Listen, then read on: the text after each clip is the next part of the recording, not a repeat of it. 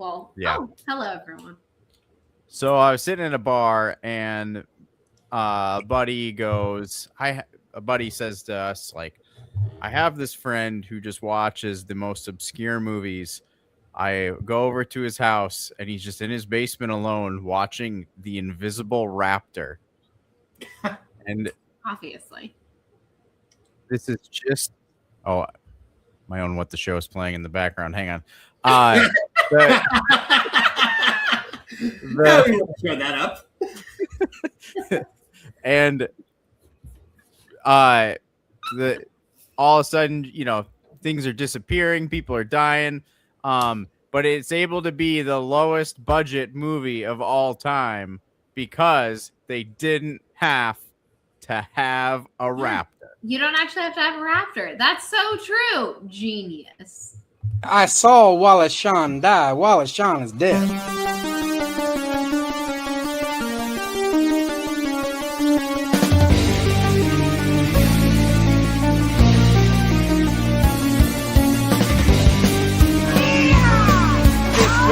For roping.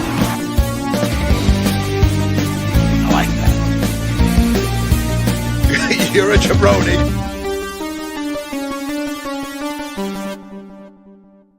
Go ahead.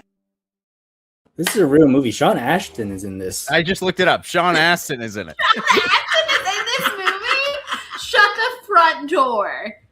I now need to see it. I'm also just really proud of us because we're the only ones that have access to StreamYard's like stuff tonight that we couldn't muck up the doing the rolling. It was fantastic last time we did the show. It was because usually we all try to hit it at once and then it's like yeah.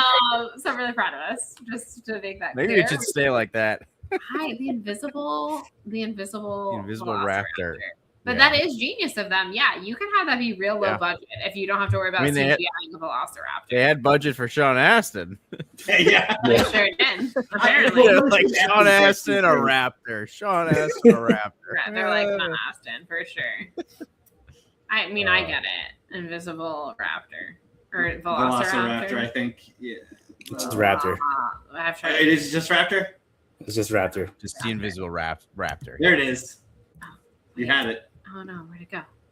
It looks like a Bradley Cooper like knockoff in the lead. This poster is everything. Like, what is this guy's face? Even he is like, why are we making this? Yeah. This is the poster. Stop it right now. This is so good. I'm obsessed.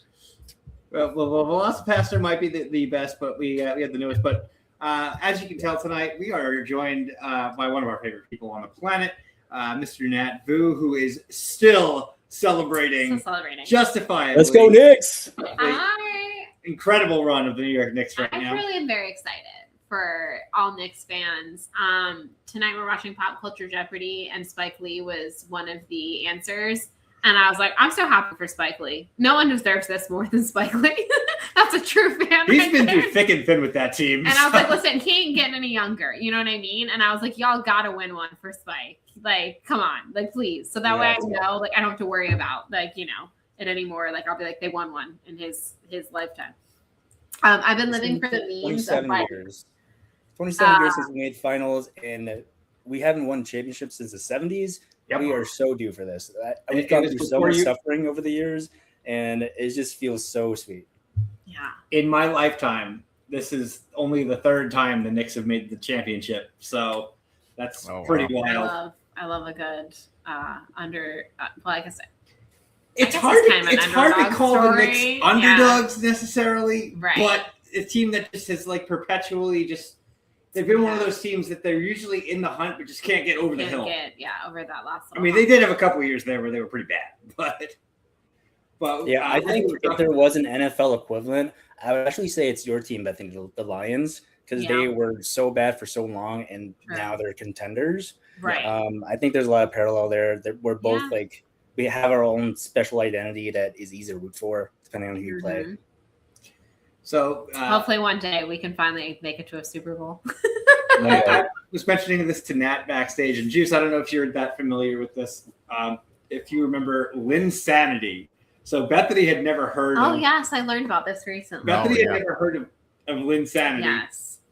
Nat, you probably know even more so than I do. So I'll leave this one to you. But explain to everybody who might not know what this was, who Jeremy Lin was, and what happened for about a month in the NBA. About what was that, like 15 years ago? So Jeremy Lin is probably my favorite player of all time at the moment. I was telling Mike that if we win the championship this year, then it's going to be Jalen Brunson. But Jeremy Lin for the longest time was my favorite player.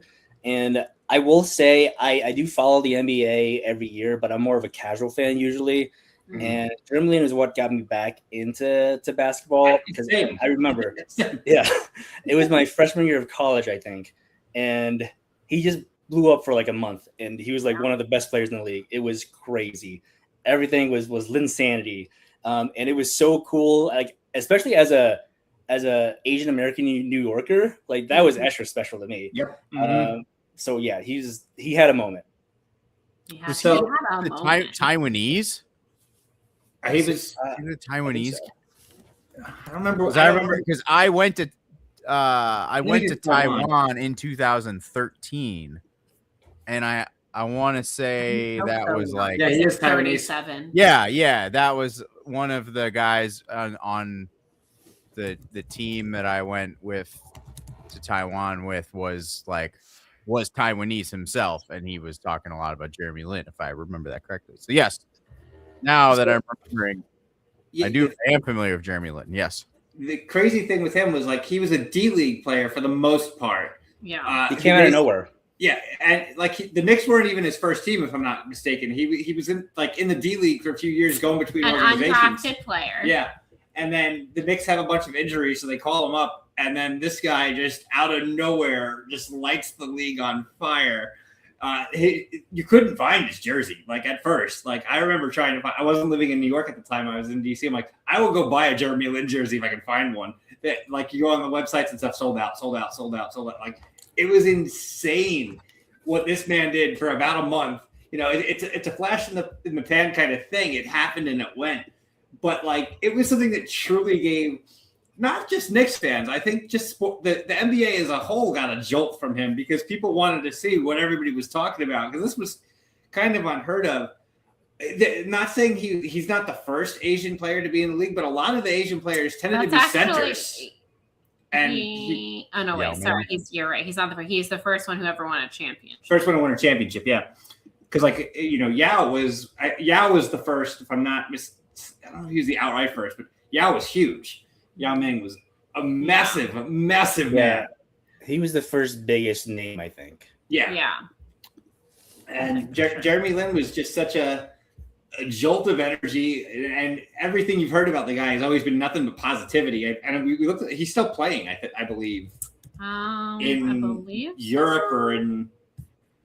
Oh, I don't even know what this is. He is playing for the New Taipei Kings. He's retired. He retired last year. Oh, he retired? Oh, yeah. Taipei is Taiwan, so he might be just, But, this man went, who he won the championship with? The Toronto Raptors. Now, the invisible Toronto Raptors? Yes. Could you see him? My boy, she says, I did look up the head coach's name. I forgot. He's Serbian now, which is not uncommon in basketball these days, obviously. Okay, so let me tell you about how, as someone who literally, when do I ever watch a full NBA game? I can't recall the last time I've watched a full NBA game from start to finish. When I say my team, this is what I mean. Okay, so we'll get to that. So the Toronto Raptors. So we used to work at Universal, right? Worked at NBC Sports, obviously, flagship restaurant for Universal because you had the Universal branding and whatever. And so any kind of athletes that came in, they always basically made them eat there. So one time I served Chelsea Football Club because they were in town doing a weird little thing at Universal. So they came in like really quick. They're very nice. They became my soccer team that I root for in the Premier League after that day, because their entire staff and their players are really nice and like super understanding of like what they kind of chaos they caused us by like having to like, they're like, gotta get the bus, we gotta get them whatever. And they were like super appreciative for like how quickly we worked. Well, one of the other times I served like an entire team sort of situation was the Toronto Raptors came in. And I was just like, this is freaking tall guys. What are they all doing or whatever? And so my manager came up to me and she's like, hey, so you're going to be serving an NBA team? And I was like, that's why these men are so freakishly tall. Okay. And she's like, so we're just like trying to get them in an outfit or whatever. And they were so nice and they tipped really, really well. And again, this is going probably like 6 years ago. Again, like probably none of these people are on the team anymore. It wasn't the bubble year. It was after that. It was after that. So this is going back a ways. But from once I picked up that tip receipt, I was like, forevermore, I will root for you, Toronto. And also I like the fact that their mascot is a velociraptor. Like, that's dope. Oh, we're all coming full circle. We're coming not invisible. So I jokingly, when the playoffs happened, like this year, I like go on the ESPN app and they were like playing the Cavaliers, you know, and I was like, come on, Raptors! Like, I really am invested in them. But yes, anytime I see that they're in the playoffs, I root for them. They sadly, of course, did not make it very far this year. But I wish nothing but the best for them. They seem like a nice organization. It's typical Canadians, right? But yeah, so that is my team, even though I've never actually watched them play a game. That is so wholesome. I love that. It's so wholesome. They were really, really nice. Like, all of them were super nice. And like, they weren't needy. And yeah, like they were gradable, obviously, because it was a large party. And they still like tipped extra on top of it, which was very, very much appreciated. So we love them. We stand. So before we go into, I want to bring up the Danhausen thing because it's absolutely hilarious. But, you know, I actually do kind of feel bad for Cleveland, and it's not for the reason you might be thinking. You know, in football, I know that from what I've learned from certain Browns fans is that they're also Steelers fans, so that when the Browns are so bad, they can just change their allegiance and root for the Steelers. And Pittsburgh does not have an NBA city. So for all those Cleveland/Pittsburgh fans, man, this must be a devastating time for you.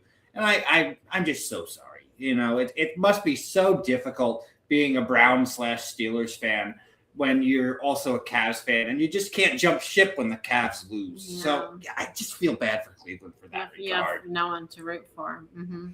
That's got to be rough. That must really be rough by like just absolutely how annihilated you were in this. Swept. Annihilated. All hail Danhausen. Did anybody see the video of him sweeping? It's fucking hilarious. He's shuffling. I am so grateful for Danhausen. Like, you don't even know. He might be a good wrestler now. So Danhausen now, I don't know if you've seen this, Juice.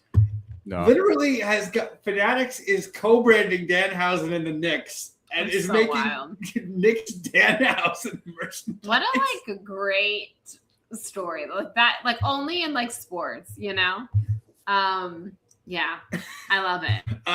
This guy literally, he got into WWE like I think in February, if I'm not mistaken, and is now the number one merch seller in the company. Is all over ESPN and is like the mascot of the New York Knicks. Yeah, I hope. Do you think he's going to attend a game? They have to. How do they not have that man in the building?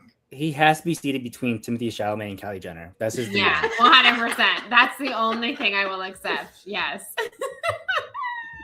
and it's so funny how like this guy stays in character so fantastically well. I don't know how this guy does not break. Like, if you watch, and it's not only just on TV, but the dude is a fucking wizard of a social media guy. His social media pages, if you've never followed any of them, YouTube, Twitter, whatever, like whatever, Instagram, he uses them, and his stuff is so funny. It's so silly, so deeply unserious, but so just on the nose comedy. And the fact that he wound up becoming this, he uncurses the Knicks. and curses the Cavs. It worked.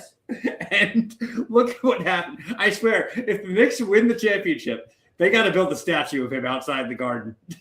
Like this, it really, this is the kind of stuff. Because, like, this is the thing. Like, sports is all, superstition and curses and this, that, the other thing. And this guy literally cursed the team. Yeah. And, like, it's so funny. Like, what perfect timing, honestly. Yeah, we got to, knock down the Statue of Liberty and put up a statue of Danhausen. Statue of Danhausen. The Knicks winning, Yeah. the Knicks winning would unite all of New York City. I mentioned this before, but you're either a Giants or a Jets fan. You're either a Mets or a Yankees fan. If you're in New York, you're a Knicks fan. Mm-hmm. Yeah. This is what's bringing the city together. Discuss this. Yeah, so I vividly remember, Nat, I know you were young when it happened, but in '94, the Knicks and the Rangers were both in the championship the same time. So pretty much, I was an Islanders fan, so I was not rooting for the Rangers. I was rooting for the Knicks hardcore. But the fever pitch in New York City when that was happening was just out of control. They were building pop-up shops everywhere that had the merchandise for both teams, you had your normal sporting goods stores and stuff like that, and they couldn't keep them in stock, so they had to build additional stores and stuff like that for them. And you go in there, and they were also doing the co-branding stuff. They were Rock the Garden and stuff like that, and had both teams on there or the individual stuff. And both series went to Game 7. The Rangers won, and the Knicks lost. But the Knicks lost to the Houston Rockets, who genuinely were the best team in basketball when Michael Jordan was not around. Is this?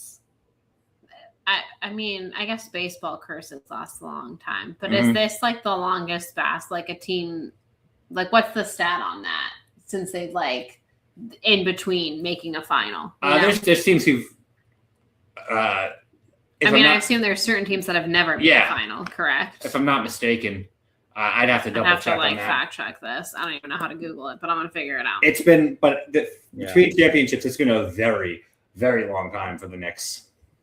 This person, I've seen a few of these videos, and obviously not. I'm sure you've seen a ton as well, being an Knicks fan. But all the different videos of being this didn't exist the last time they made a final. This didn't exist, and it really, it's you can understand how long it's been, but when someone puts it in that perspective, you're holy guacamole. Star Wars didn't exist, I think. It's been a really long time since this has happened.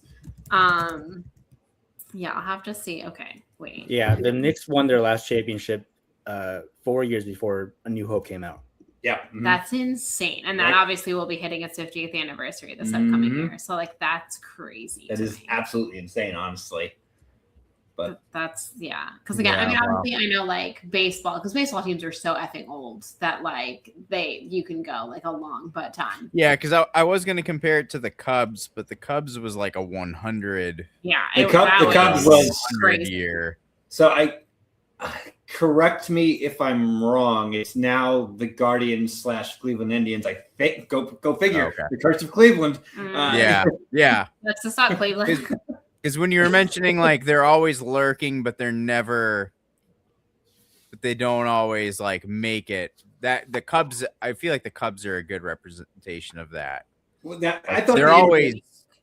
The city of Buffalo is getting Danhausen on their side if this works out for the Knicks. They're going to be paying Danhausen for cameos. They're Danhausen, come bring that energy to the city of Buffalo. We need you. None of our teams can get it done.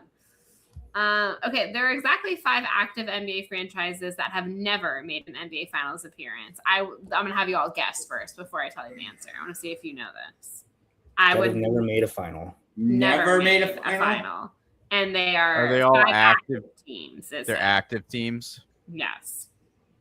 I'm going to look up a list of teams because I'm not a good enough of a fan to know. The Clippers ever made the finals? I don't think they have. No, that is correct. They are one of them. Because they've made the Western Conference Championship, but I don't think they ever made it over the hump. I will say, to give a hint, most of them are located in the Southeast. Southeast. Oh. New Orleans? That is correct. Right. Yes, that that's one. Right. So LA Clippers, New Orleans Pelicans. And we've got 3 more. Not all of them, but most of them are located in the Southeast. Is Memphis? Correct. Memphis Grizzlies Grizzlies, have yeah. never made an NBA Finals. So there's 2 more. So there's 2 more. Yes. Is one of them in the Southeast? One of them is in the Southeast. One of them is not in the Southeast. Indiana? No, they made it. Yeah. They actually, Duh.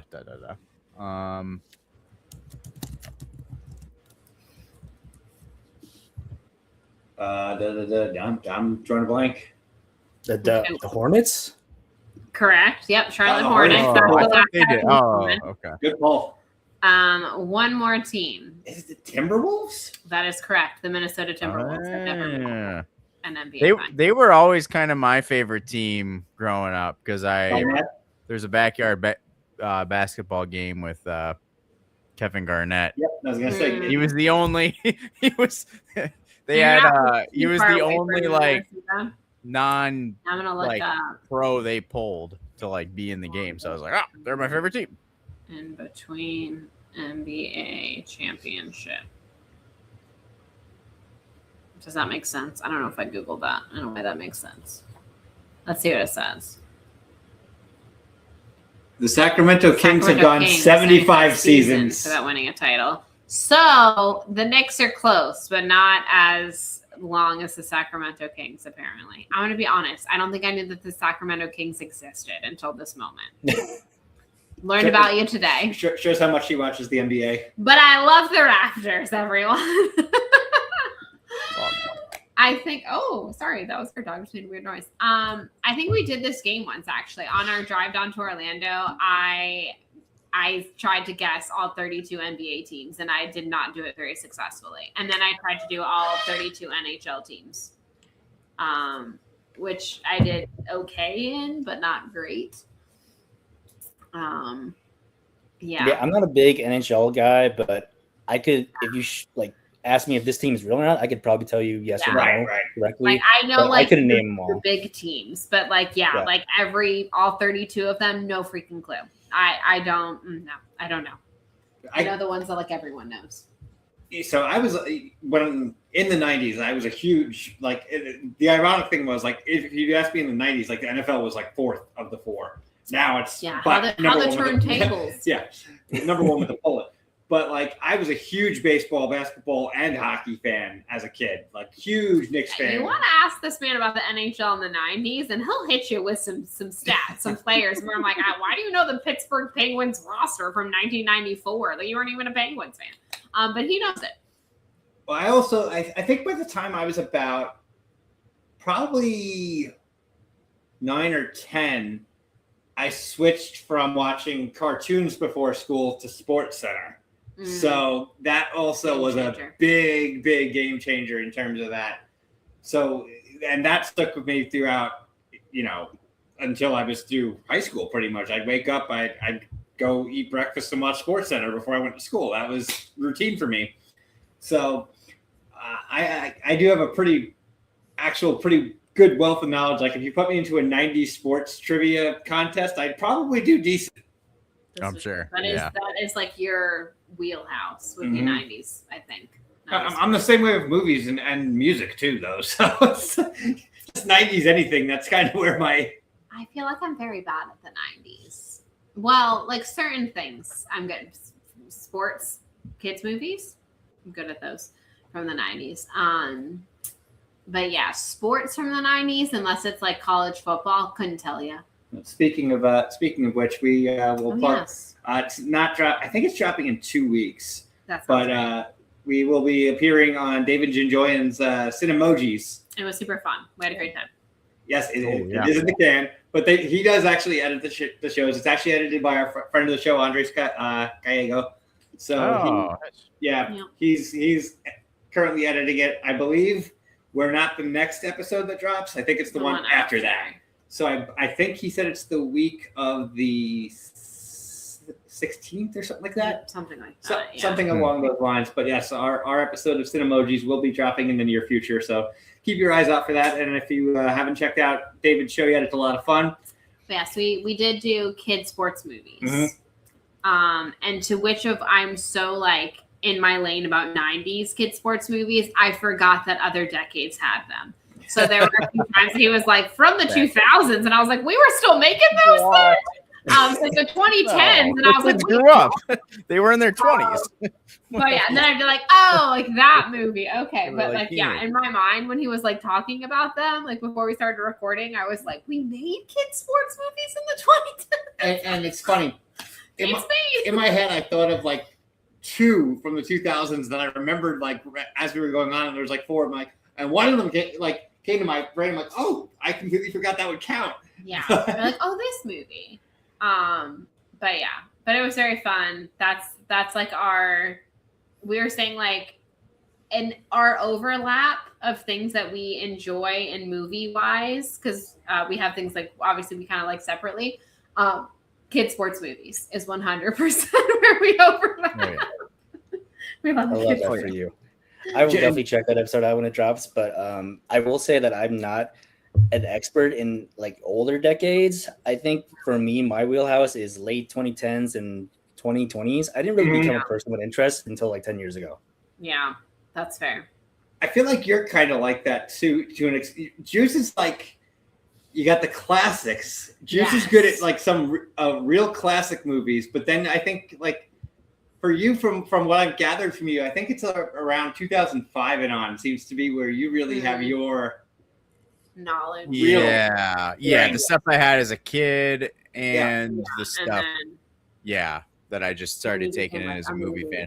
Because everything else is like very, like I know 1990 Teenage Mutant Ninja Turtles, and I know Wayne's World, and Three Ninja. Like there's specific movies I know extremely well, but I don't know a breadth of.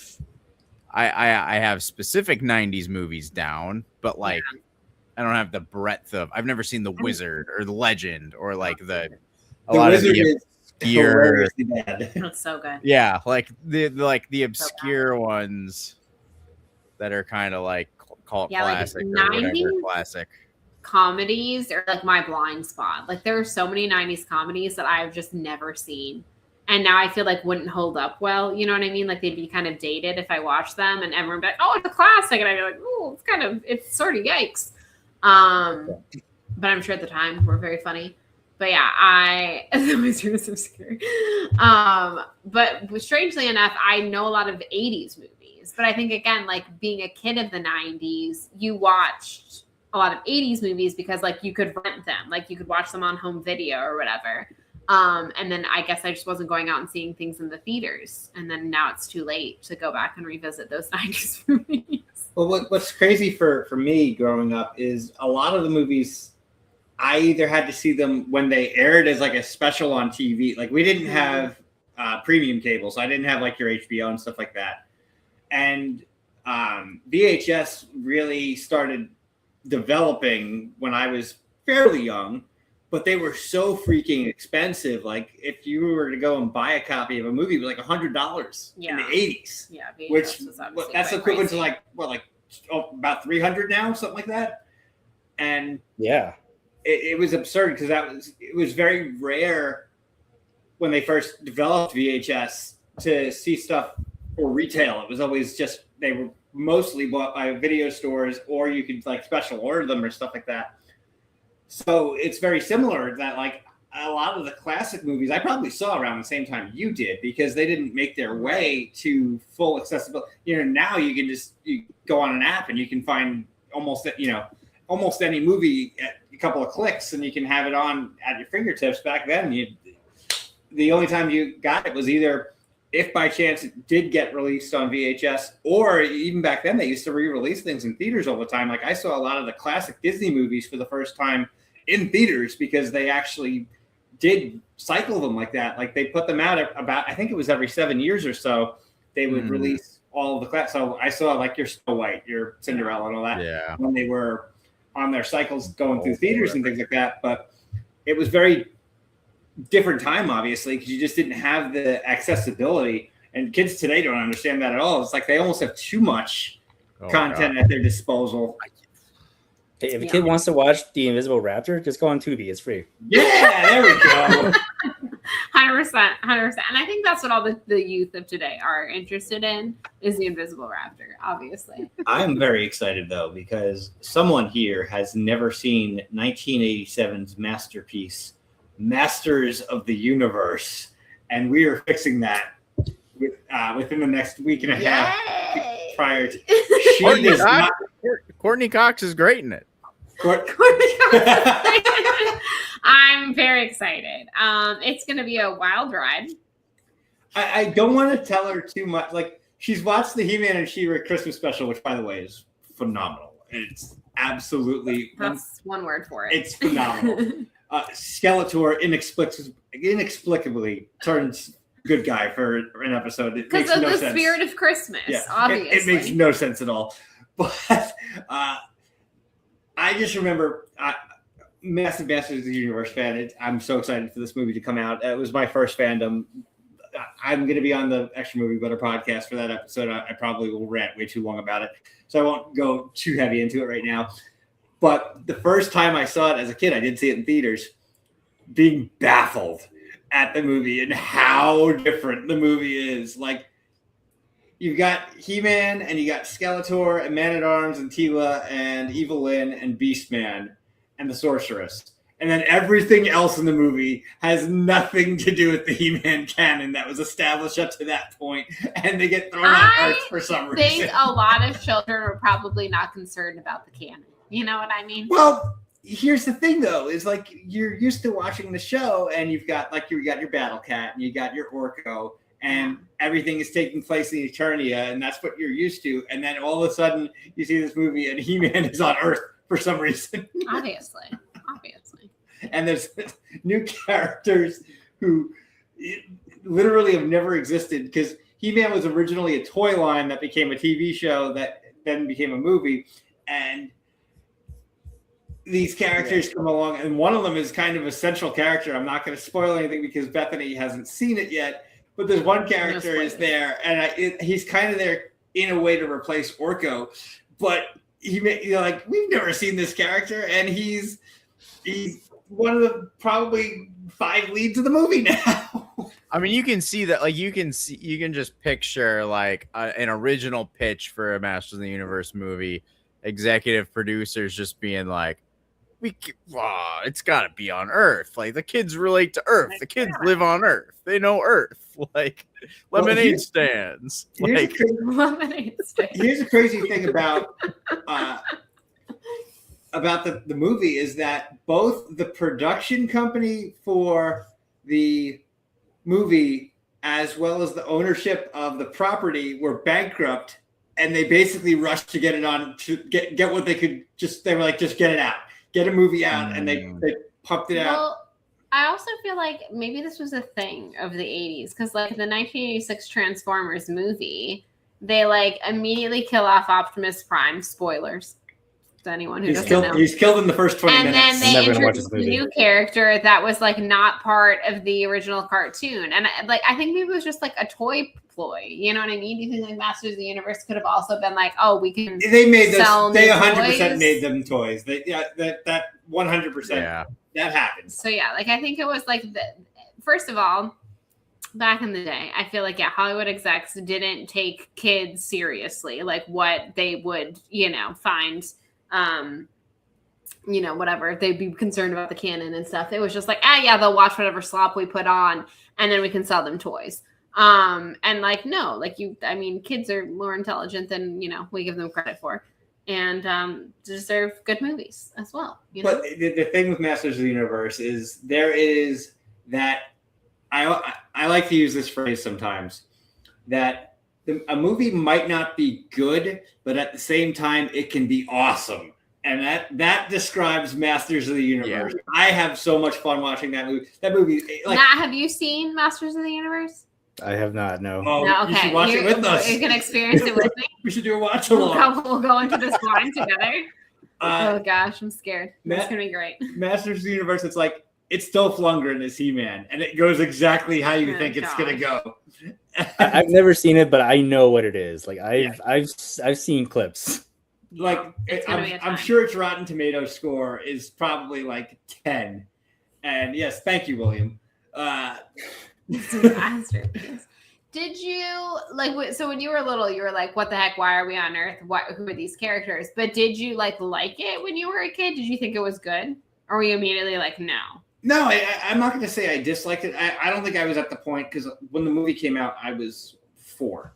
So I don't think I was. So you I wasn't at the point that I was really critiquing things. At things. Confused, critical eye. Confused, 100%. Yeah, I was like, "What?" but it also is the kind of thing, and as you get older, like, wow, that really was kind of a train wreck, and then you embrace the train wreck, and you're like, yes, it becomes the cult classic, and that's 100% what it is. Like, I love Masters of the Universe for the same reason I love Mortal Kombat Annihilation. So it's true. It's not a right. good movie by any stretch, but you better believe I'm going to have a good time watching it. So that's fair. And Frank Langella has as Skeletor.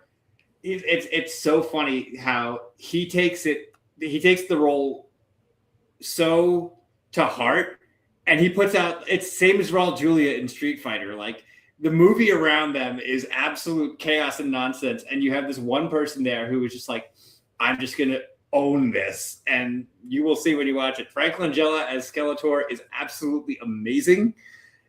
Frank goes for it. Yeah, Frank goes for it. He literally, and you want to talk about wholesome.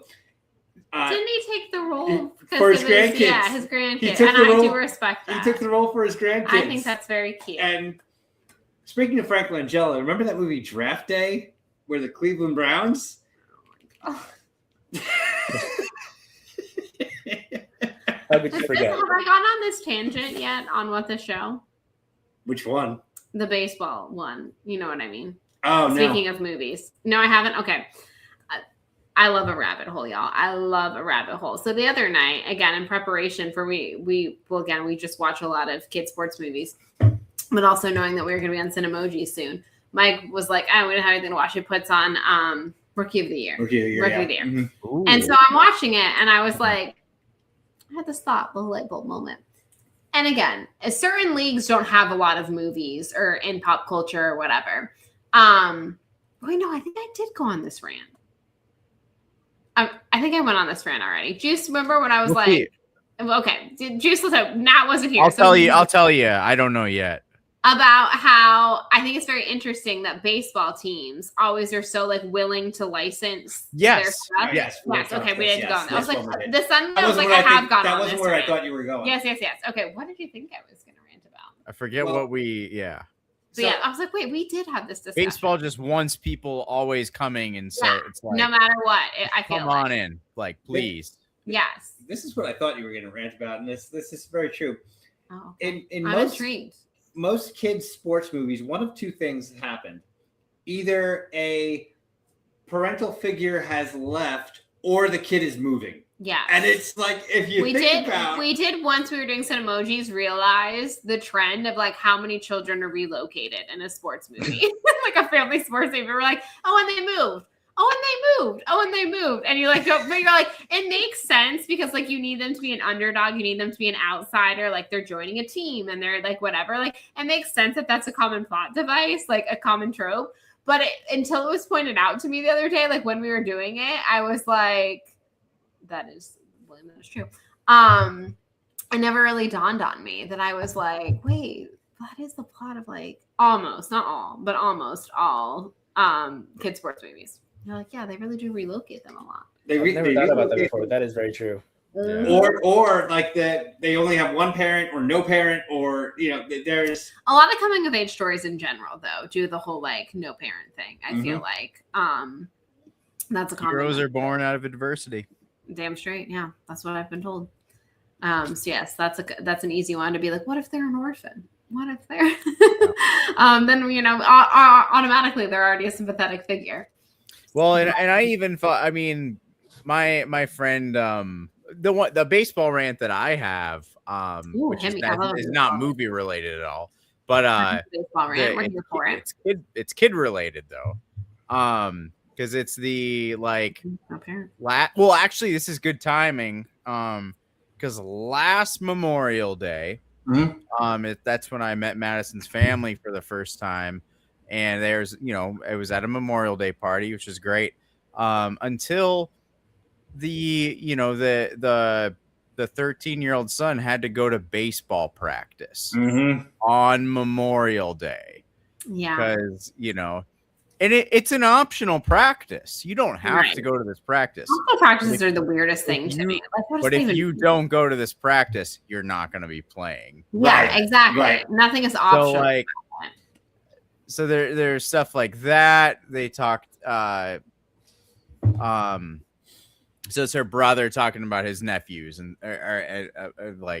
and so there's just and this is middle schoolers. This isn't like high school varsity. This is they're in 7th grade. Right. And you get all the grandparents and everybody to see the game and watch the kid play. And he sits on the bench the entire game. It's like, well, he's not quite, it's a close game. It's like they're 12. They're 12, So that's my rant that I recently went on this same rant about why does every kid need to be in a travel sport now? Why? I was like, I'm very realistic about the fact that such a small percentage of athletes make it professional. If you think your little Johnny is really going to be a star, I was like, they're not. Chances are they're not. Sports are for fun. Are they even going to make their high school varsity team? Yeah, that's right. I was like, why can't kids just play little league and then play on their school team and let that be it? You know what I mean? If they're really that good, they will. You can't buy it. You can't force it. You can't. Either they have God-given talent, and again, working hard is part of it for sure. But you just it's have to come from them. It's gotta, And if they want it that bad, it will. Right. You can't force it. Yeah. Yeah, you can't. Exactly. I'm told this all the time because my favorite Mighty Ducks player is Charlie Conway, and I'm told that he's not that talented. And I beg to differ because I think he does have talent. And I think that he's got the heart of a champion. Okay, sure. Adam Banks may be a more God-given talented player, but he doesn't have the heart that Charlie Conway has. Okay, I'm just saying. And I'm told all the time that I'm wrong, but I'm not. I know that I'm right. And I know that if he doesn't succeed professionally, that he would at least make a very good coach. He'd make a great coach. I've said that from day one. I think that they're good coach, maybe a good scout. I know that Joshua Jackson had some issues with filming and stuff like that and couldn't do it. But how is that Mighty Ducks sequel not Charlie coaching a team? That wrote itself. Yeah, he was destined to be a coach. Come on. You literally have him be a coach in one of the movies, basically. A junior coach, but you know what I mean. But yeah, so I'm just saying that I do think some of it is just you're either gonna be good or you're not. The private, extra practice and tutoring of sports and the travel teams and the this and the that and the club teams, no, I don't believe in it. Let's make sports fun again. What are we doing? Yeah. Yes. What is it for? It's fun again. It's supposed to be for fun. It's supposed to help you build a community, money and time, and get your energy out. Get out there and get your energy out, so your parents can relax afterwards. Why? You couldn't be so dirty.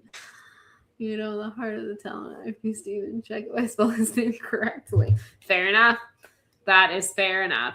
But yes, cursing you guys on the Tigers right now because he's not in the Cardinals anymore. He was one of our Cardinal boys. He was great. Well, he was good for 2 years with us, and then he got hurt, I think. 100% the Tigers. Yeah, but now he's Is it fine? William's gonna get a cameo to get Danhausen to uncurse the Tigers.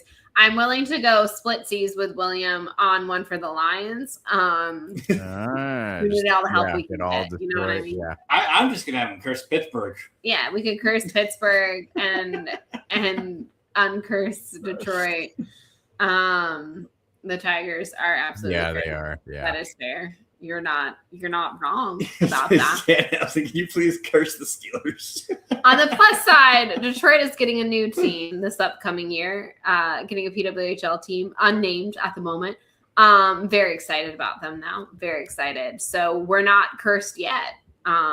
that's a plus. We technically we exist, but we don't have a name yet. So the draft will be coming up here next month, I think, actually. So I'm excited to see. This is my problem, okay? So this past year, I got very into the PWHL, okay? Very into it.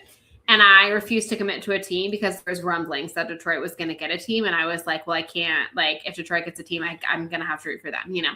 So, like, Seattle was trying to sway me. And by that, I mean they play Misery Business as their goal celebration song, which is top tier. So they were kind of swaying me for a minute. I was like, the Detroit Swamps, okay, listen, if that's their name, I'm so down. So Seattle was trying to sway me, and I was like, no, I'm holding out. So finally, the rumors are true. There was rumblings. And the first expansion team that they named, which because they just announced 4 expansion teams. So the first one they named is Detroit. And I was like, fuck yeah, let's go. I'm ready to ride. Okay. So I'm all excited. This is my one small problem. And this is a me personal problem. I know most people are very excited about these colors. Primary colors, black and silver. Dope. Can get down with that. I'm for it. Secondary colors, red and white. This is where it's a problem for me. I can't do black and red together. Okay. Not living here in the great state of Georgia. I don't want people to think that I'm for them. No, not as a Gator fan. I was like, ooh, do we have to do the red? Because I would like to buy merch, but I can't walk around in that here. They're going to think I'm one of them. Look at the color in Nat's jersey. Yeah, it's nice. It's very beautiful. I will say. I was telling Mike that I enjoy that most New York teams have orange and blue. Of the ones that for, obviously. So funny thing, I actually just got this jersey today. Nice. And I got it for the show. I was gonna get a Jackson Dart jersey, but then some recent events happened, and I was like, I can't do that anymore. Mm-hmm. So some events have happened. I support the Abdul Carter jersey. Yes. Yep. I also support I support the Giants O-line, just letting him get absolutely like smashed to smithereens at least once.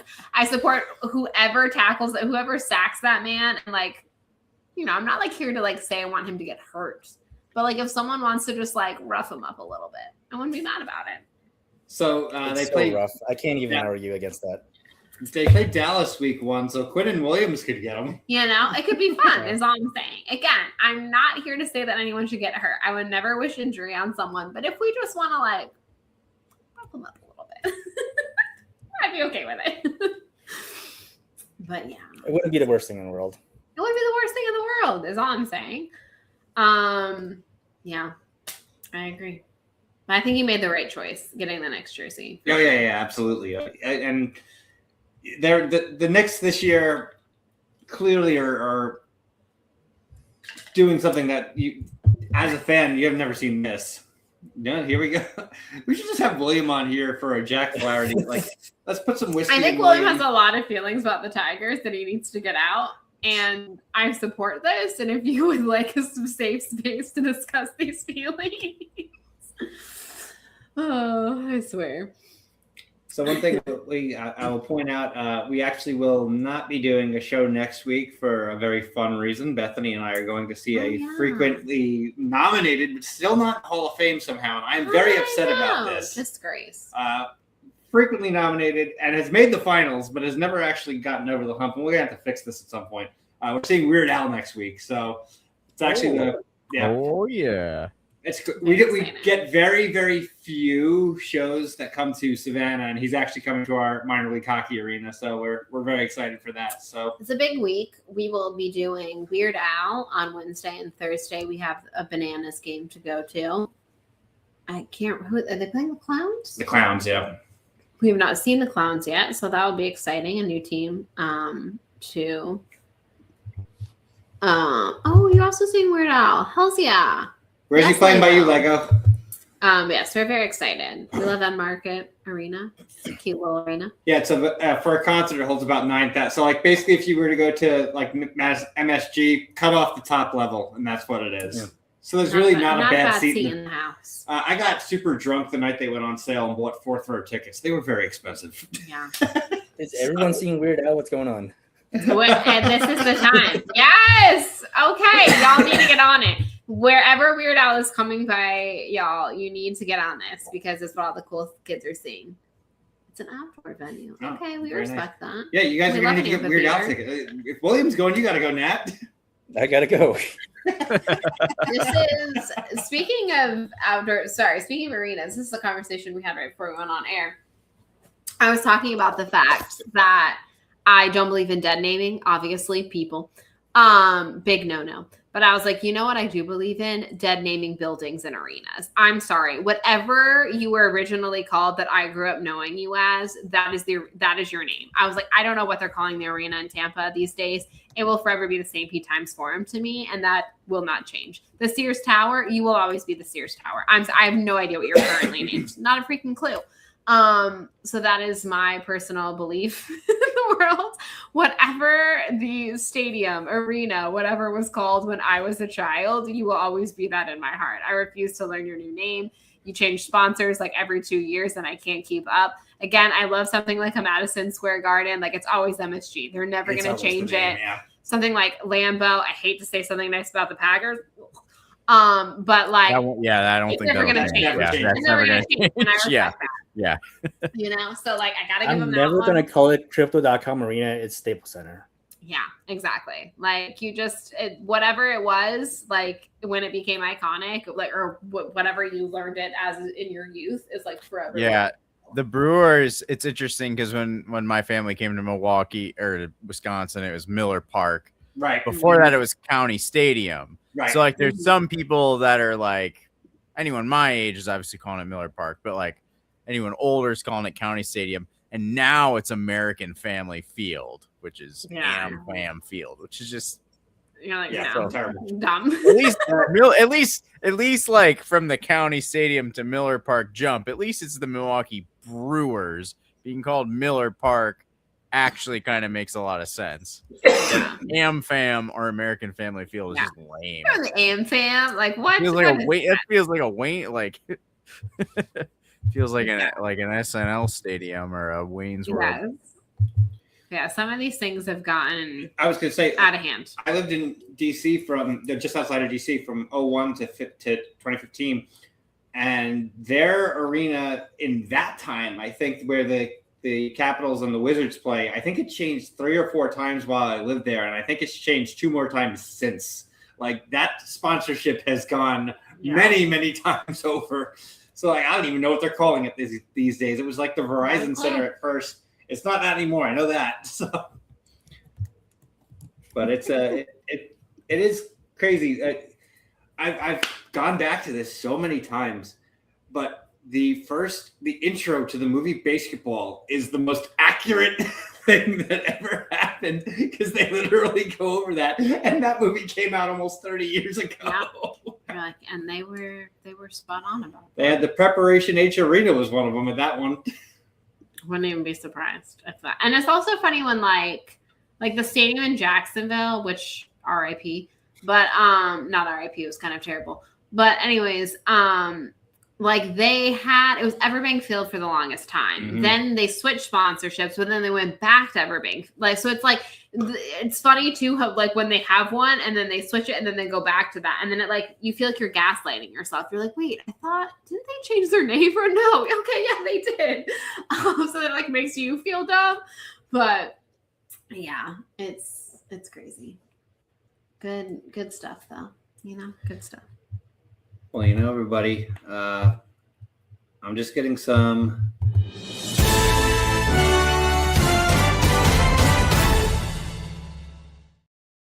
Scientists have discovered the cure to insomnia. And that, of course, is by watching a review or a reaction on What Real Entertainment. I saw Wallace Shawn die. Wallace Shawn is dead.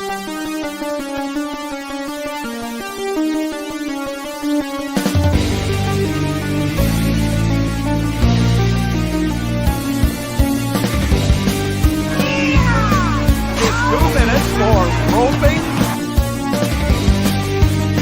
I like that. You're a jabroni.